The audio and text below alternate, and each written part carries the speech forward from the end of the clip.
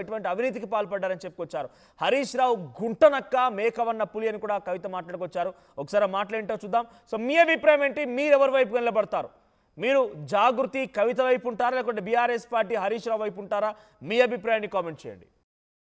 కాంగ్రెస్ పార్టీతో రేవంత్ రెడ్డి కొట్లాడుతున్నాం కాబట్టి మా మీదనేమో కుట్రలు జరుగుతాయి, మా మీదనేమో కేసులు పెడతారు. మీ మాత్రం 1 or 2 days హెడ్లైన్స్ వస్తే తర్వాత న్యూస్ గాయబవుతుంది. ఎన్ని జరగలే చెప్పండి హరీష్ రావు గారి విషయంలో? ఫస్ట్ పాల వ్యాపారం మీద ఏమొచ్చినాయి ఆరోపణలు? ఆనాడు బీఆర్ఎస్ పార్టీ గవర్నమెంట్లో SC ST BC హాస్టళ్లకు Harish Rao గారి పాల వ్యాపారం నుంచి పాలు సప్లై చేసిరనే ఆరోపణలు అయోధ్య రెడ్డి గారు ట్వీట్ చేసిరు. గతం 2 రోజులు పోయింది ఆరోపణ. ఎందుకు? సరెండర్. నెక్స్ట్ ఒక అభియోగం చేసిరు ముఖ్యమంత్రి గారు.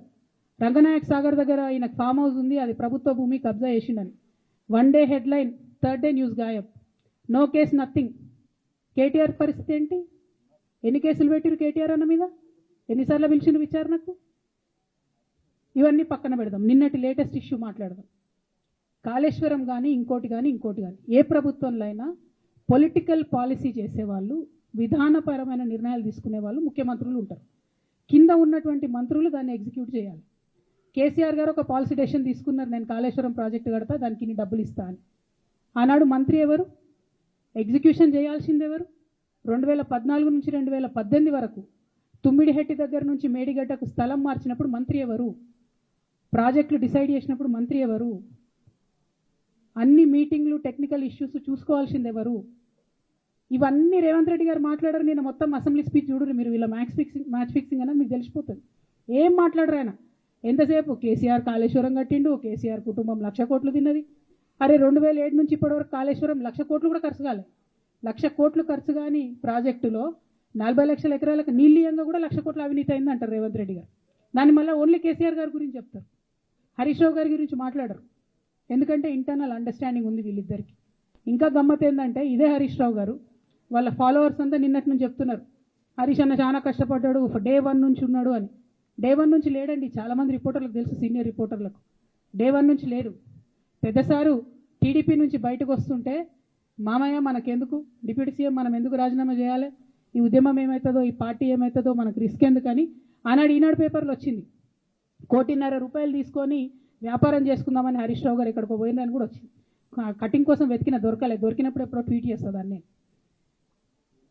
బీఆర్ఎస్ పార్టీ ఆనాడు టీఆర్ఎస్ పార్టీ పెట్టినాక 9-10 నెలల తర్వాత వచ్చిన హరీష్ రావు గారు డే 1 నుంచి లేరు. నమ్మకం లేకుండా ఆయన పార్టీ నిలబడుతుందో ఉంటుందో పోతుందో అని. ఓకే అయిపోయింది. రాగానే సారు పెద్ద హృదయం కాబట్టి క్షమించిర్రు, దగ్గర తీసుకున్నారు, ఎమ్మెల్యే కాకముందే మంత్రి ఇచ్చిర్రు, అన్ని రకాలుగా ఆదరించిర్రు, అన్నీ చేసిండ్రు.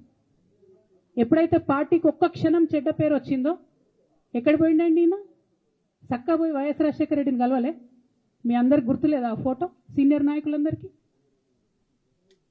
బాగా మాట్లాడతారు, అన్ని దగ్గర ఉన్నా, నేనే ఉన్నా, నేను ఎక్కడ లేను. నిన్న పాపం చాలా మంది ఈ కొత్త సోషల్ మీడియా పిల్లలు ఉన్నట్టు వాళ్ళకి హిస్టరీ తెలియదు అనుకుంటా, అందుకే చెప్తున్నా ఇవాళ. అదేవిధంగా నేను పెద్ద ట్రబుల్ షూటర్ అంటారు. ట్రబుల్ షూటర్ కాదు, ఈజ్ అ బబుల్ షూటర్. ఆయన ఏంటంటే ట్రబుల్ ఆయన్నే క్రియేట్ చేస్తాడు, చేసి నేనే సాల్వ్ చేసినట్టు నటిస్తాడు. అయితే యూకేలో బీఆర్ఎస్ విభాగంతో మాట్లాడుతున్న సమయంలో వీటన్నిటి గురించి చిట్చాట్లో మాట్లాడారని ఎక్కడ కూడా దానికి సంబంధించి ఆధారాలు లేవు. బట్ చాలా మంది అక్కడ బీఆర్ఎస్ పార్టీ శ్రేణిలో జరుగుతున్న చర్చ ఏంటంటే చాలా తేలిగా కొట్టిపారేశారట. ఇదంతా ఎక్స్పెక్ట్ చేసిందే, ఎప్పటికైనా జరుగుతుందని ఎక్స్పెక్ట్ చేసిందే. మేమంతా కలిసికట్టుగానే ఉన్నాం.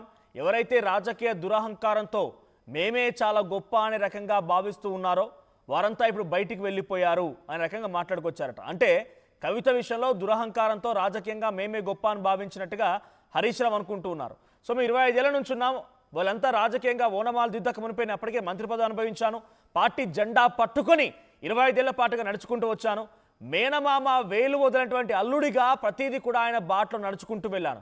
కానీ ఇప్పుడు ఎవరో వచ్చి అవాకులు చవాకులు పెళ్ళిస్తానంటే ఎలా? నేనేంటో కేసీఆర్ గారికి తెలుసు, కేసీఆర్ గారు ఏంటో నాకు తెలుసు. మా ఇద్దరి మధ్య ఏమైనా విభేదాలు వస్తే అప్పుడు నేనేం ఏ రకంగా ఆలోచించాలో ఆ రకంగా చేస్తాను. కానీ మా ఇద్దరి మధ్య చాలా మంచి అండర్స్టాండింగ్ ఉందని చెప్పి ఆయన చెప్పుకొచ్చారట. ఏదేమైనా సరే ఆయన మాట్లాడిన మాటకి నేను శిరసా వహిస్తాను కేసీఆర్ గారికి, నాకు ఎవరు మాట్లాడినా ఏది పట్టదని రకంగా హరీష్ రావు మాట్లాడుకొచ్చారట. సో అంతకంటే ముందే డెఫినెట్గా ఇద్దరి మధ్య సంభాషణ జరిగి ఉంటుంది కేసీఆర్ గారికి హరీష్ రావుకి. సో కేసీఆర్తో హరీష్ రావు కూడా కొన్ని సందర్భాల్లో ఈ 2-3 రోజులు జరిగిన పరిణామాలపైన ఫోన్లో సంప్రదింపులు జరిగినప్పుడు కూడా ఎక్కడ స్పందించకు ఐఎమ్ విత్ యూ అని చెప్పి కేసీఆర్ హరీష్ రావుకి ధైర్యాన్ని ఇచ్చారట. ఇక కేటీఆర్ హరీష్ రావు మధ్య కూడా జరిగిన సంభాషణ మేరకి వారిద్దరు కూడా మాట్లాడుకున్నప్పుడు ఒక రకంగా ఇదే జరిగిందట. బాబా లైట్ తీసుకో, ఇవన్నీ కూడా తను మనం ఎక్స్పెక్ట్ చేసిందే కదా, ఎట్లయినా కూడా రాజకీయంగా ఎక్స్పెక్ట్ చేసిందే కదా, తన వెనక ఎవరు నుండి నడిపిస్తున్నారు, రేవంత్ రెడ్డో బీజేపీ నడిపిస్తుందని చెప్పి బీఆర్ఎస్ పార్టీ భావిస్తుందట. సో ఇప్పటివరకు అయితే కింది స్థాయిలో ఉన్నటువంటి బీఆర్ఎస్ పార్టీ కార్యకర్తలు, జాగృతి నేతలు ఎవరైతే కవితను విభేదిస్తున్న వారు మాట్లాడుతున్నారే కానీ అగ్రనాయకత్వం నుంచి హరీష్ రావు కానీ ఇంకెవరైనా ఎవరు కూడా మాట్లాడిన దాఖలాలు లేవు. వారు ఏం మాట్లాడతారా అని చెప్పి రాజకీయంగా కొంత ఉత్కంఠ అయితే కొనసాగుతోంది. ఒకవైపు హరీష్ రావు గురించి కవిత చేసిన ఆరోపణలు మనం ఒకసారి వరుసగా చూస్తే, హుజురాబాద్ ఉప ఎన్నిక ఈటెల రాజేందర్, విజయశాంతి, జగ్గారెడ్డి వీళ్ళంతా బయటికి వెళ్ళిపోవడానికి గల ప్రధాన కారణం హరీష్ రావే. హరీష్ రావు మూలంగానే అంతా బయటికి వెళ్ళిపోయారు, ఫస్ట్ పాయింట్. ఆ తర్వాత హుజురాబాద్ ఉప ఎన్నికలు వస్తే, హుజురాబాద్ ఉప ఎన్నికలు వచ్చిన తరుణంలో రేవంత్ రెడ్డి కూడా కాంగ్రెస్ అభ్యర్థి నిలిపి మేము ఎలాగైనా ఓడిపోతామని ముందుగా డిక్లేర్ చేస్తూనే ఆయన ఎన్నికల బరిలో నిలిచారు. ఇటు హరీష్ రావు కూడా దగ్గరుండి ఈటెల రాజేందర్ని గెలిపించారని చెప్పి కవిత ఆరోపించారు. దుబ్బాకలో కూడా రఘునందన్ రావుని గెలిపించింది హరీష్ రావు అని చెప్పి కవిత ఆరోపించారు.